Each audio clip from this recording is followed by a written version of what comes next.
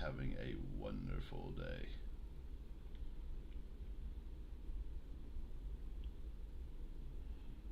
Let's see here. We're getting some more. There it goes. All right. By popular demand, we are now recording a new book talk series. Apparently, it's been requested that I start doing book talk by a lot of my followers, both men and women. I hope I do not disappoint you. This will be my first reading that I'm doing. So let's hope and pray that I don't screw all this up. But in the meantime, let me finish setting this up because I don't want to mess anything up. All right. So the book we're going to be reading today is 365 Days. I was not fully aware of what this book is, but we've got to pull it up for you guys. Let's see here. I want to know if I can. Kind of, sort of better. I'll have to fix this. But what I'll do is I'll just put it like this. I will probably create another overlay just for book talk reading if you people really like this. Yeah, let's just try to get into all of this.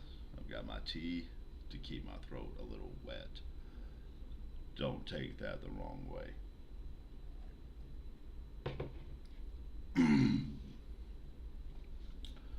Let me see here. I want to make sure.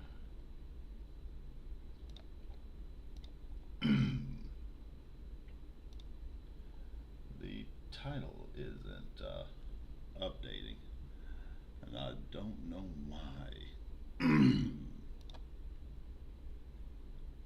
Update all. Okay, so now it's showing up over there, and this one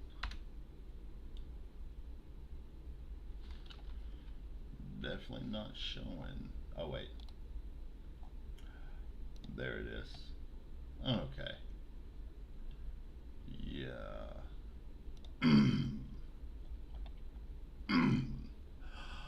Alrighty then. Let's let the turmoil begin.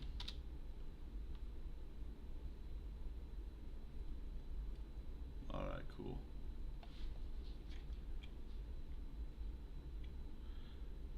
Smurf already commented on that video, I'm afraid.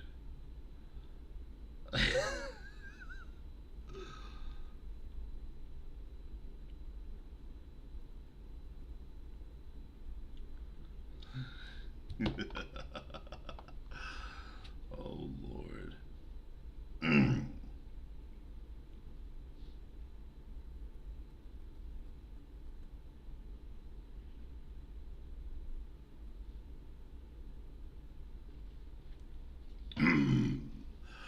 Alrighty then. Without further ado, here we go. 365 days. We're doing the EPUB version. Chapter 1. Do you know what this means, Massimo? I turned my head toward the window, looking at the cloudless sky, and then fixed the man with a stare. I'll take over that company whether the manatees like it or not. I stood up and Mario and Domenico slowly followed suit, assuming their places behind me. The meeting had been pleasant enough, but it was getting decidedly too long. I shook hands with the men gathered in the room and headed to the door. It will be better for everyone this way. I lifted my hand, index finger outstretched. You'll thank me for it later. I took my jacket off and undid another button of my black shirt.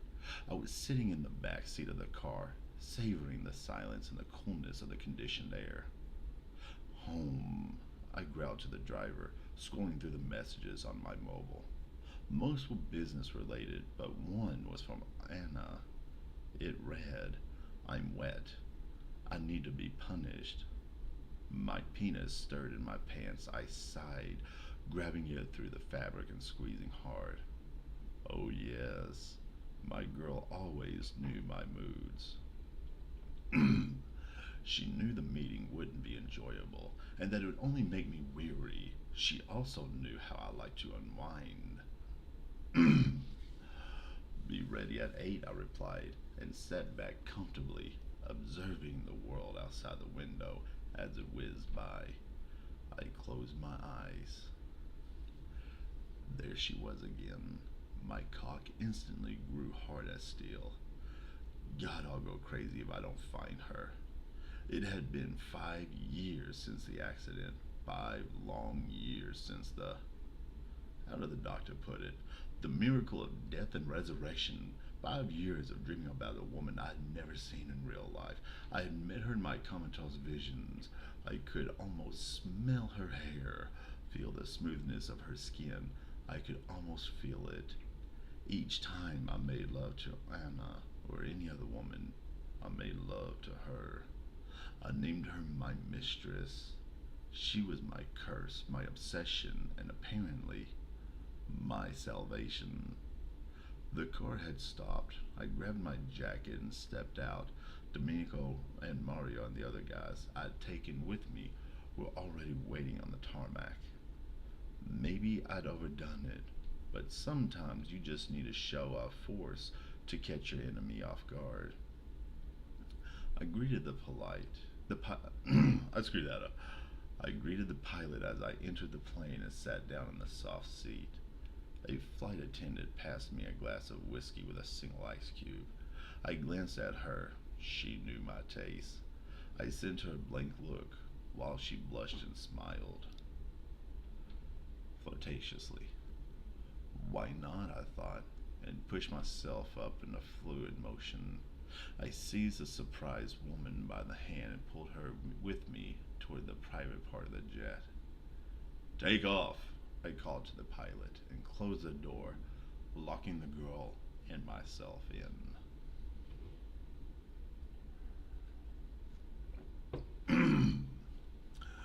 I shot out an arm, clasping my hand over her neck and pushing her against the wall. I fixed with her gaze. She was terrified. I was close the distance between us, allowed our mouths to touch, and bit her lower lip. She moaned. Her arms hung limply along her body and she stared straight into my eyes. I seized her by the hair and pulled, tilting her head back. Her eyes closed as she moaned again. Such a beauty, so girlish. I required all my employees to be aesthetically pleasing. I liked my things pretty. Yeah, I growled, pushing her down. She did as she was ordered without hesitation. I purred, raising her submissiveness, a trailed thumb along her lips. They parted obediently. Thank you for the follow, Kayla. I had never even talked to this girl before, but she immediately knew what she was supposed to do. I gently pushed her head against the wall and unzipped my pants. The flight attendant swallowed loudly, her enormous eyes still fastened on mine. Keep your eyes closed, I said gently, my thumb moving across her eyelids. You'll only open them when I tell you. My cock sprang from my pants, rock hard, almost painfully stiff. It rested on the girl's lips and she obediently opened her mouth wide. You don't have any idea what's coming, darling, I thought, and pushed my prick all the way in, holding her head so she couldn't move. I felt her choking and thrust even deeper. Oh yes, I loved it when their eyes snapped open wide in terror, as if they really thought they'd suffocate. I withdrew slowly. Then I stroked her cheek with a tender, delicate gesture. I observed her calming down, licking her lips clean of the thick spittle that came deep within her throat. I'll fuck your mouth, I said. She was trembling. May I? My face expressed nothing, no smile, no emotion. For a moment, the girl stared at me with those huge eyes, finally nodding her consent. Thank you, I breathed. Caressing her cheeks with both hands, I leaned her head further back against the wall and slid myself along her tongue all the way to her throat. She clasped her lips around my cock. Oh, yes. My hips began to thrust hard. I could feel her fighting for a breath, so I gripped her harder. That's it. Her nails bit painfully into my thighs. At first, she tried to push me away, then to simply hurt me, scratching my skin. I liked it. I liked it when they fought, when they were helpless against my strength. I closed my eyes and saw my mistress kneeling in front of me, her jet black eyes piercing me like daggers. She loved it when I took a look at when she loved it when I took her like that. I clenched my hands on her hair even harder, seeing the lust in her stare. I couldn't last any longer. Two more hard strokes and I froze, while my jizz spurted out from my shaft, feeling the girl's throat, choking her. I opened my eyes, looked at her smeared makeup. I withdrew a fraction, making some space. Swallow, I growled, pulling her hair once more. Tears rolled down her cheeks, but she complied. I pulled my cock out of her mouth, and now she clasped back on her heels, sliding down the wall. Now lick it. The girl froze. Lick it clean. I propped my arms against the wall in front of me and glared at her menacingly. She hoisted herself up again and grabbed my manhood. In one slender hand, started to lick the remains off my seed. I smiled faintly, watching as she did her best. When I decided it was enough, I pulled away, zipped up my pants. Thank you, I offered her steadily. I offered her a steadying hand as she pushed herself up, stood next to me on slightly shaky legs. The bathroom is there, I said, pointing her in the right direction, despite the fact she must have known the plane immediately. She nodded and headed toward the door. Okay, what are we reading right now? Seriously.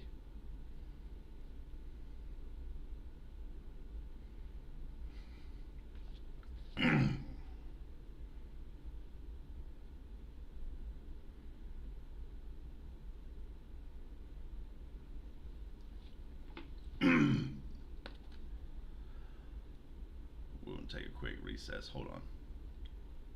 Composing myself together, I guess.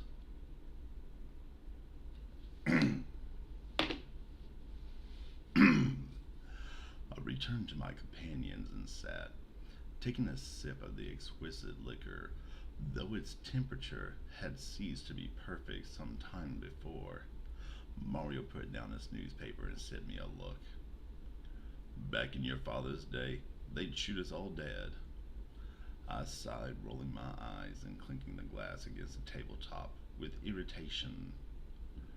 Back in my father's day, we used to do bootleg booze and drugs instead of running the biggest companies in Europe. I leaned back in the chair, pinning my consigliere with an angry stare. I am the head of the Torselli family, and I got where I am by no quirk of fate. It was my father's decision. I had been brought up prepared to lead the family, bring it to a new era. I sighed again, relaxing a little when the flight attendant flitted silently to the front of the plane. Mario, I said, I know you used to like shooting. The old man, my advisor, allowed himself a slight smile. Well, we have an opportunity for that soon enough. I sent him a grave look. Domenico, I turned to my brother, who was stealing glances at me the whole time. Tell your men to start looking for that horse in Alfredo. My eyes traced back to Mario. You want a shootout? You'll get one. I took another sip of the whiskey. The sun over Sicily was setting when we landed in Catena. I put my jacket on and we exited the plane, then headed out toward the terminal entrance. I pulled out my sunglasses, feeling a blast of the scorching hot air on my skin. Mount Etna loomed over the horizon, perfectly visible today. The tourists should be happy, I thought, entering the air-conditioned building. The guys from Aruba want to meet with you over that issue we talked about earlier, Dominica said, walking by my side. We have to take care of the Palomar clubs, too. I listened to him intently, silently making a list of things I still need attending to. Suddenly, it was like everything became dark. Even though my eyes were wide open, I saw her. I blinked frantically. I'd only ever seen my mistress when I wanted to. My eyes widened, but she was already gone. Was my condition deteriorating? Were the hallucinations growing stronger? I needed to go back to that. I needed to go back to that idiot doctor to get examined. Later. For now, I had to get things done, like find the cocaine dealer who had mysteriously disappeared. What the heck? Sex and drugs. Okay, here we go. Well, not disappeared per se, but the term was the closest one that fit the situation. We were approaching the car when I saw her again. Fucking hell, but that's impossible. I stepped into the parked car and nearly pulled Domenico aside when he opened the other door. It's her, I whispered, my throat constricting. I pointed at a girl marching down the hallway. Oh, I pointed I can't speak.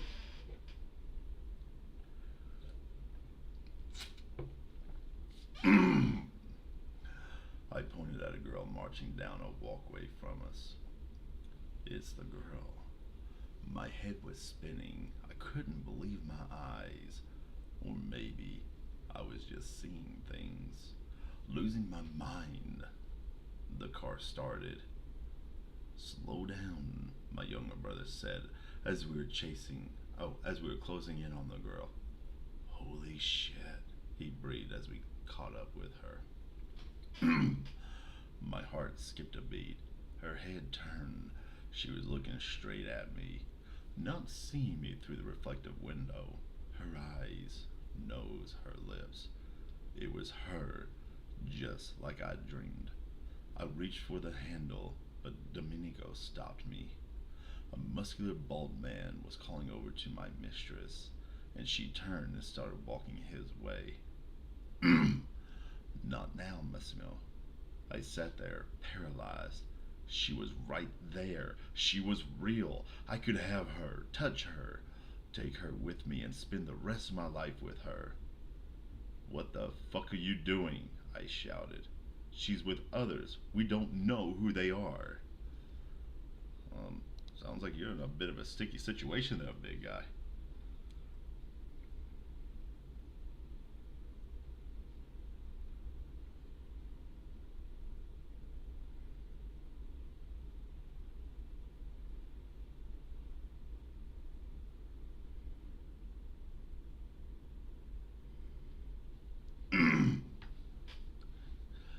The car accelerated, and I could do nothing but stare at the fading silhouette of my mistress. I'm sending people after her right now. You'll know who she is before we reach home, Massimo. Domenico was saying, raising his voice. I didn't react. You waited so long. You can't wait a couple more hours. I pinned him with a gaze so furious and so hateful he shrunk away. I have killed him right there. The quickly diminishing rational part of my brain knew he was right, but the rest, the prevalent part, didn't want to listen to a word he said. You have 1 hour, I growled, staring dumbly at the seat in front of me. You have 60 fucking minutes to tell me who she is. We parked at the driveway and stepped out. Domenico's men immediately walked over, handing him an envelope. He passed it to me, and I headed toward the library without another word. I needed to be alone so I could wrap my head around all of this. I sat behind my desk, tore off the upper side of the envelope, my hands suddenly shaky. I spilt its contents onto the desktop. Motherfucker! I clutched my head in disbelief as the photos, no more paintings ordered from various artists, finally revealed the face of my mistress. She had a name, past, and a future she had no idea about. I heard someone knocking on the door. Not now, I yelled, not removing my eyes from the photos and notes. Laura Belle, I whispered, touching her face on the glossy paper. The dude's actually got a mistress that was fake until now. Holy cow, I am so into this right now. After about 30 minutes of analyzing the new information, I got up from my desk and sat down in an armchair and froze, staring at the wall. Can I? Domenico asked, peeking through a crack in the door. I didn't react, so he entered and sat in the other chair. What now? We'll bring her here. Oh, well, bring her here, I said numbly, not looking at him. He stayed locked in his place, nodding his head slowly. But how are you going to do that? He sent me a disbelieving look, as if I were an idiot, irritating little prick. You'll go to her hotel, and you tell her you used to have these visions back when you nearly died, and that's where you saw her. Domenico trailed off, looking at the note lying on the table in front of me. Yes, I added in my head. Laura Belle, you're mine now. I'll kidnap her, I said. That the fuck? That is dark. You just going to kill? Oh my god. Belle, run! I'll kidnap her, I said. There was no hesitation in my voice. Send people to the apartment of that, I broke off, searching for the name of the bald guy. Forgot the name of the bald guy. In my notes. Martin. They are to find out who she is. Oh wait, they are to find out who he is. Maybe I should ask Carlo. He's right there, Domenico said. Good. Tell his men to get everything on that man. I need to find a way to bring her here as soon as possible. You don't have to look too far, you know. I shot a glance at the front door, from behind him which a woman's voice had sounded. Domenico looked too. I'm right here. Anna, all smiles, was walking my way in sky-high heels. Fuck, I swore silently. I had completely forgotten about her. Well, I'll leave you too. Domenico grinned stupidly, pushed himself up, and headed to the door. I'll take care of that thing and we'll finish our business tomorrow, he said.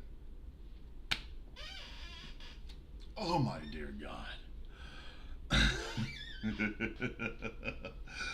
This is actually a pretty good book, I'm not gonna lie. The blonde approached me with one of her long, slender legs. She delicately spread my own. Her scent was intoxicating, as always, a mix of sex and power. She drew up her revealing black silk cocktail dress and sat astride me, pushing her tongue into my mouth. Hit me, she pleaded, biting her lip, rubbing her clip on the zipper of my pants. Hard. She licked and bit my ear, and all I could do was stare at the photos scattered on the table. I pulled off my tie, which I had loosened earlier, and got up. Pushing Anna down to the floor, I turned her around and blindfolded her with the tie.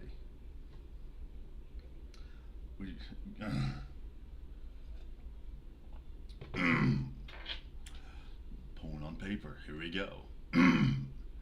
She smiled, her tongue tracing a line over her lower lip. She found the table with an outstretched arm, stood up, legs spread wide, and bent over the oak slab. She was wearing nothing under that dress. I walked over to her and smacked her on the ass. Hard. She yelped, headed to the side, opening her mouth wide. The sight of the photo spread over the table, and the thought of that my mistress was so close immediately made my dick hard as steel. Oh, yes, I purred, gently rubbing her wet snatch.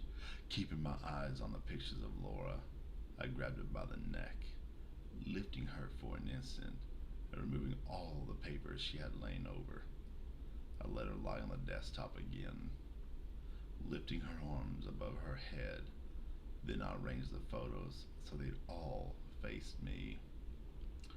To possess the woman from those pictures, there was nothing I wanted more.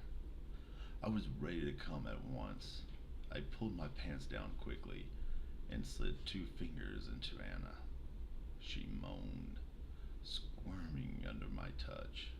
Her pussy was wet and hot and so tight. My fingers started to circle her clit, and she grabbed the edge of the table harder. My left hand shot out to grab her by the neck, and my right smacked her on the ass cheek. I felt an inexplicable relief. I shot another glance at one of the photos and slapped her again, even harder. She screamed, but I hit her again and again, as if I could really change her into Laura. Her ass was purpling. I bent over and licked it. It was hot and pulsating. I spread her ass cheeks and began trailing my tongue around her sweet hole, visualizing my mistress all the time. Yes, she moaned softly. I need to have her, Laura. I need her to be mine. I thought, straightening and impaling Anna with my throbbing cock. She bent back into an arc and then lowered herself on the wooden table. Now wet with sweat, I fucked her hard, keeping my gaze fixed on Laura. It won't be long now. Soon those black eyes will look at me as she kneels before me. You bitch! I clenched my teeth, feeling Anna's body go rigid. I pushed myself inside her harder and aggressive, headless to the orgasmic waves rippling over her body. I didn't care. Laura's eyes made me want more, but at the same time, I couldn't last any longer. I needed to feel more, experience everything fully. I slid my cock out of her pussy and slammed it into her tight ass. I heard her scream wildly in pain and ecstasy and felt her tighten around me. My prick exploded with cum, but the only thing I could see was my mistress. 8 hours earlier.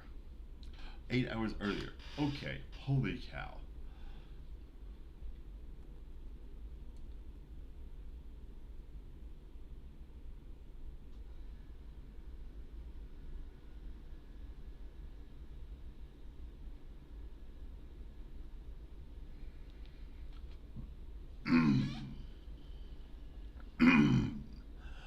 The sound of the alarm clock pierced my brain. Get up, honey. It's 9 already. We have to be at the airport in an hour. Our Sicilian vacation awaits. Wakey, wakey. Martin stood at the bedroom door, sporting a wide grin. I opened my eyes slowly, reluctantly. It's the middle of the night for me, for God's sake. What a barbaric idea to fly at this time, I thought. Since I'd left work a few weeks ago, time of day stopped making any sense. I would go to sleep too late, wake up too late, and the worst of it was that I didn't have to do anything. I could do what I wanted. I'd spent too much time in Quagmire, the hotel business, and when I'd finally gotten my dream position as sales manager, I quit. I just lost a passion for my work. Never thought that at the age of 29 I'd feel burnt out. But those were the facts. Working at the hotel had been satisfying and fulfilling, and it was good for my ego.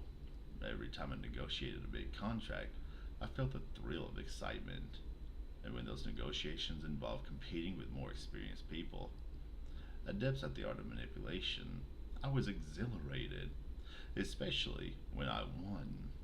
Each little victory in my financial battles had given me the feeling of superiority.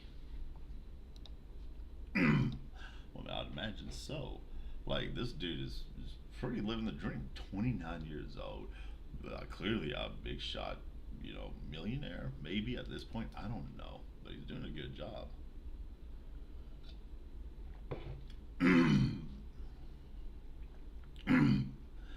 It satisfied the veneer side of my character. It might sound stupid, but as a girl from a small polished town who hadn't even graduated university, proving my value to everyone was a priority. Laura, you want cocoa or tea with milk? Martin, please, it's the middle of the night. I rolled over on the bed and curved my head with a pillow. Oh, covered my head with a pillow. Okay, so we're definitely looking into another perspective now. Did I skip a page? Did I miss something? No. What the hell am I missing? Oh my gosh, I should probably read this book first before I just try to narrate this book. But, okay then.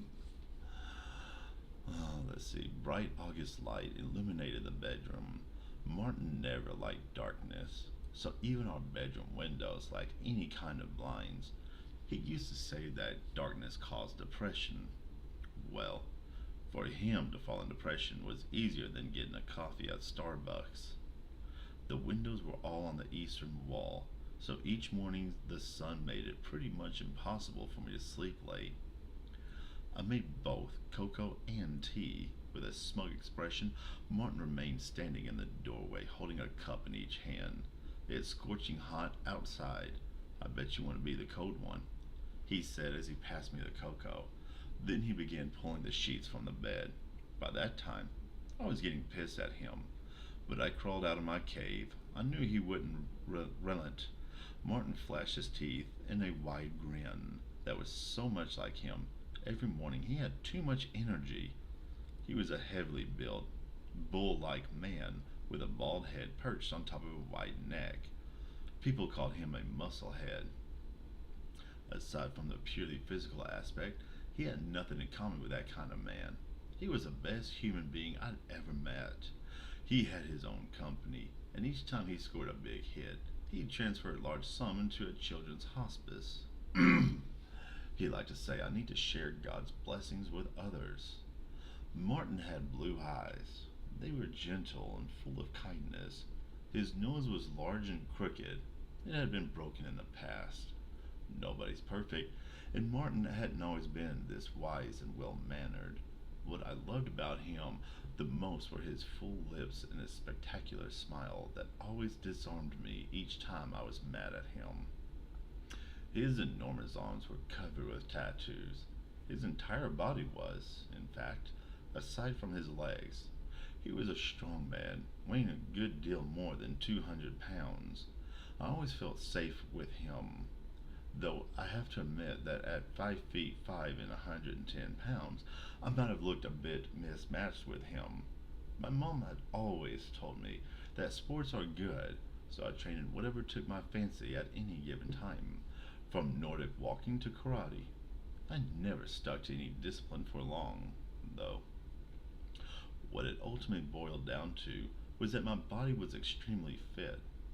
My tummy was hard as a rock and perfectly flat. My legs were slim and muscled, and my buttocks toned and curvy. I must have done more than 1,000,000 squats to achieve that effect. All right, I'm getting up, I mumbled, and then drank the delicious, now cold, cocoa in one great gulp. Damn, how big was that cocoa drink? Like, for real.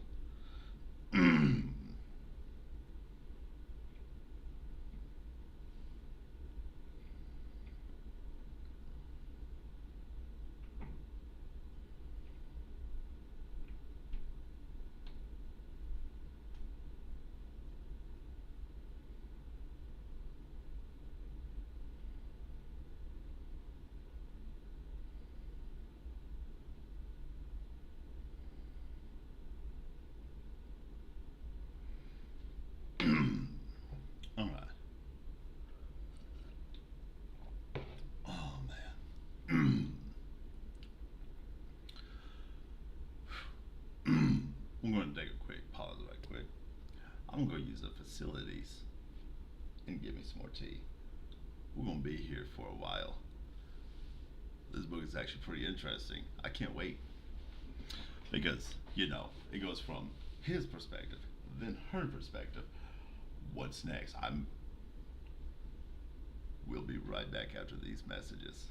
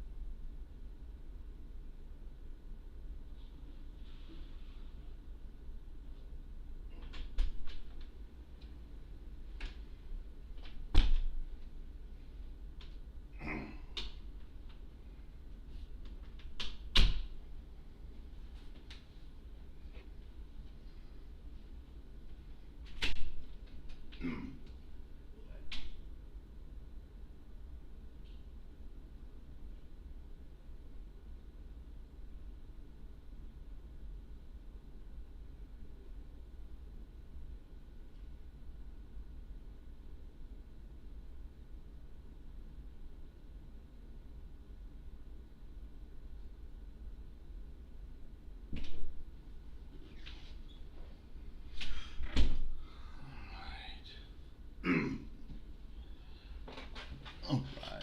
Now, where were we?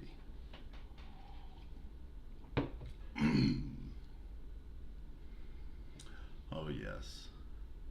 I put the cup down and went to the bathroom. As I stopped by the mirror, I realized just how much I needed this vacation. My dark eyes were sad and resigned. The lack of anything and the lack of anything to do had me apathetic. My chestnut hair flowed around my lean face and fell onto my shoulders. That it had reached this length was a success. Usually, I wore my hair a lot shorter. A lot shorter, huh? Okay.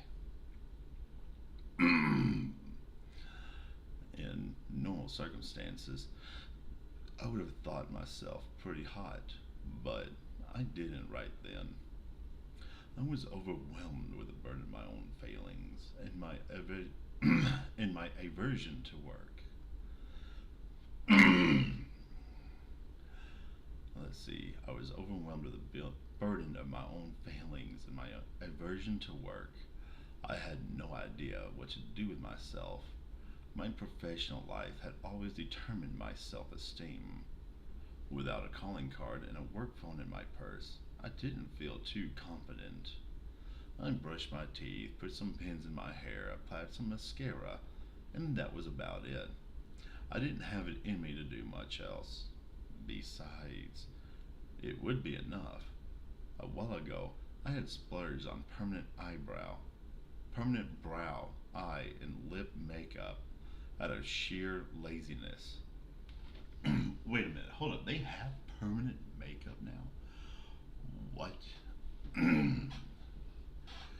It allowed me to have more sleep and limit the morning bathroom routine to a bare minimum.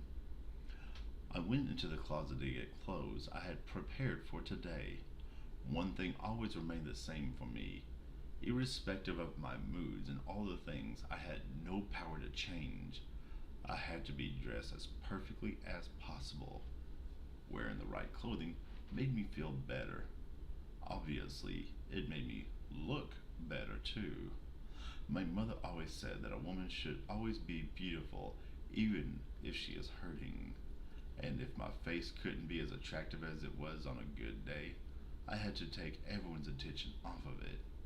So for the trip, I selected a light denim shorts, loose white shirt, and despite the scorching heat outside, a light gray Cotton carton cardigan. Now we got words in here I can't pronounce that well. I should probably pay attention a little bit more to women's clothing.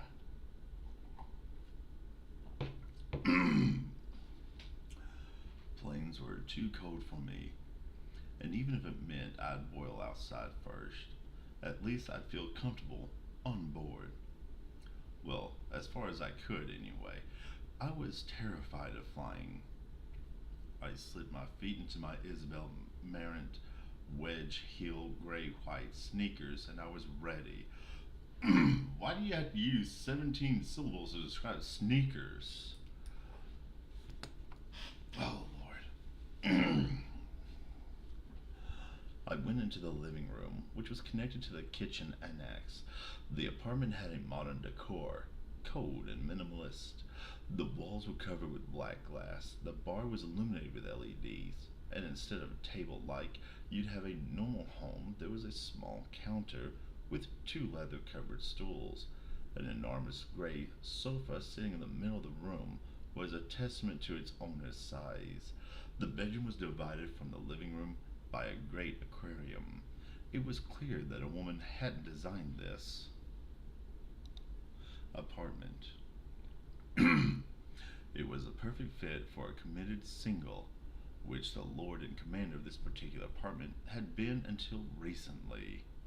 Martin was sitting with his nose in his laptop as usual. It didn't matter it didn't matter what he was doing at any given time, working, on call, or watching a movie. He always kept his laptop close by. It was his best friend and an integral part of who the man was.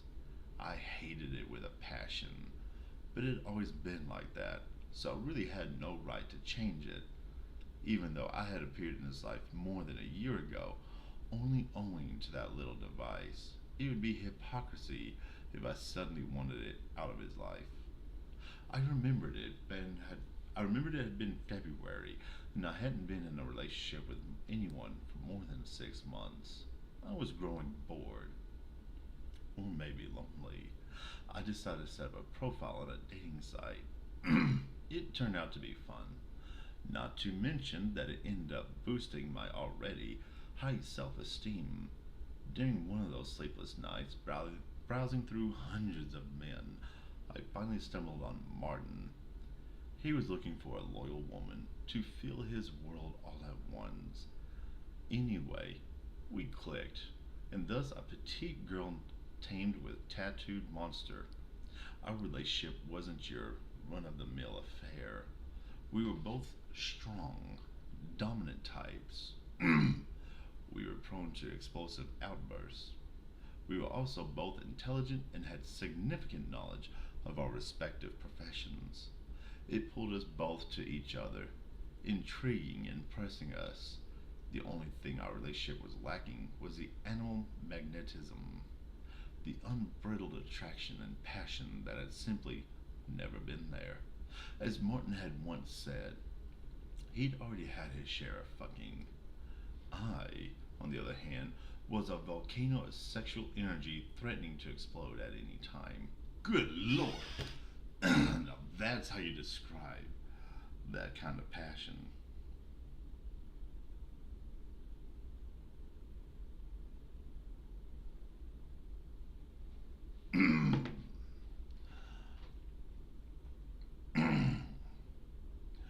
I had to search for release by masturbating on a daily basis, but still, I felt good at Martin's side, safe and calm.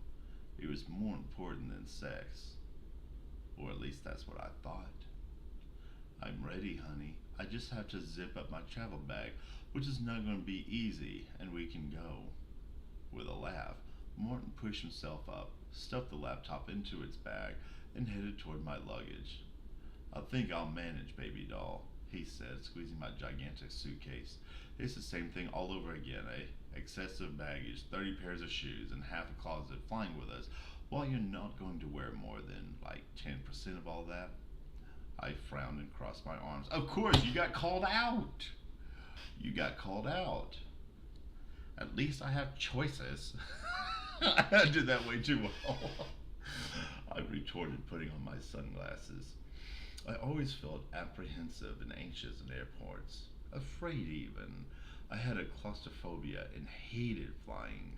Besides, I had inherited my mother's pessimism. It was always doom and gloom for me, so I intended to overthink things that at least theoretically might end up in some kind of trauma. So a flying can with a pair of engines strapped to the sides wasn't something I'd likely trust without a shadow of a doubt. We were traveling with Martin's friends, who were already waiting for us in the brightly lit departures hall. Carolina and Michael had been together for years and had chosen our destination. They were thinking of getting married, but at least for now, thinking about it was enough. He was your typical womanizer, with short blonde hair, deep tan, and blue eyes. He was also pretty good looking. All he was ever interested in was boobs. You just summed up every man on planet Earth. I love this book.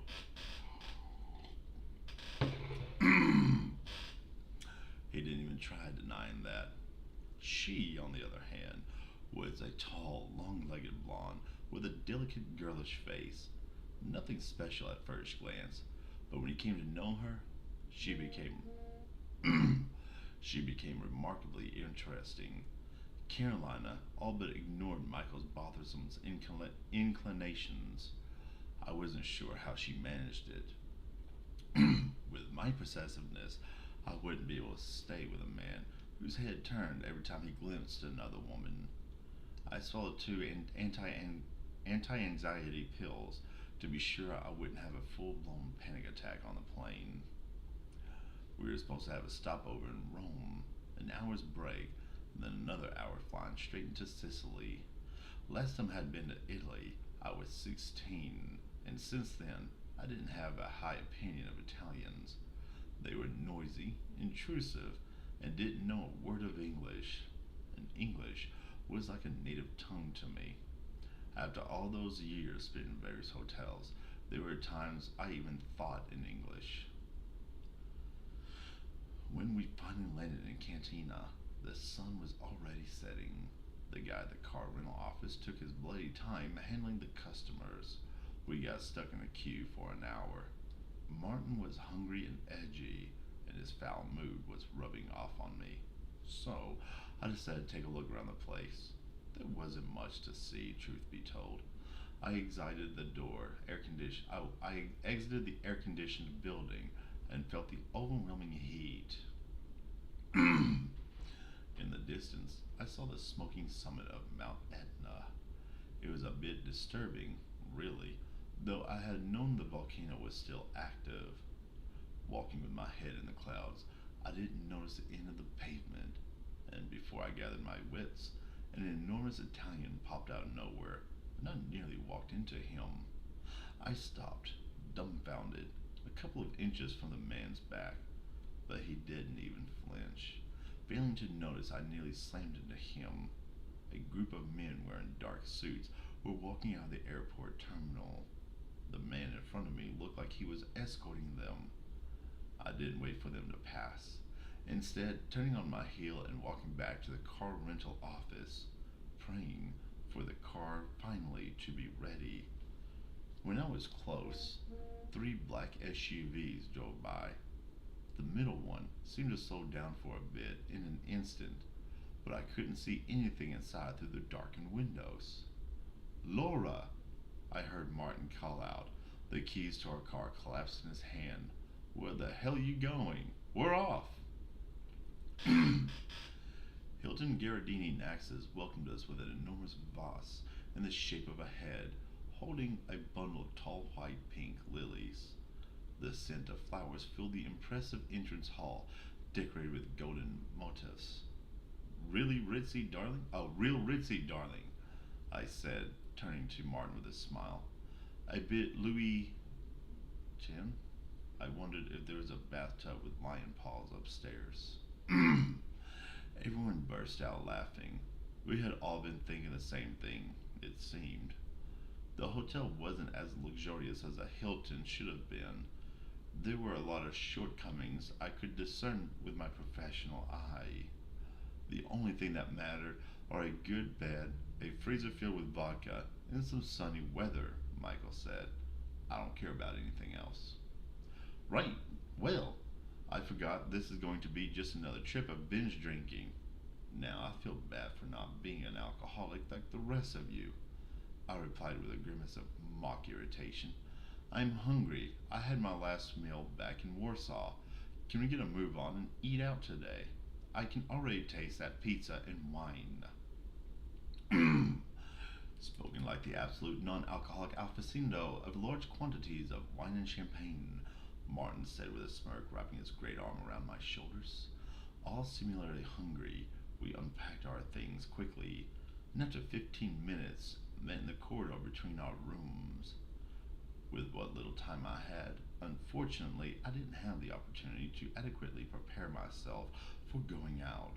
From my way to the room earlier, I'd been mentally combing through the contents of my baggage.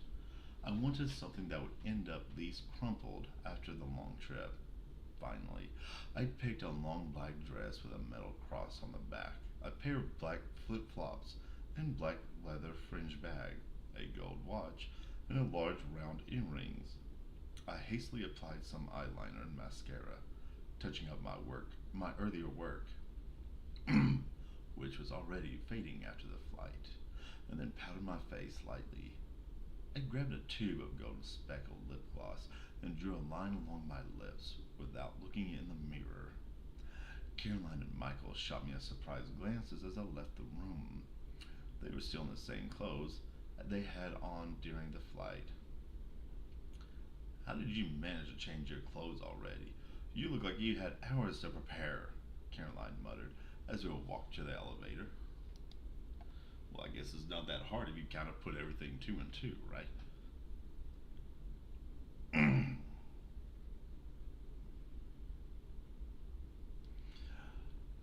Anyway, man. Okay, so we read quite a bit today. It's been exhilarating, to say the least. We're on page 22. I feel like this is going to be a great time to stop right here.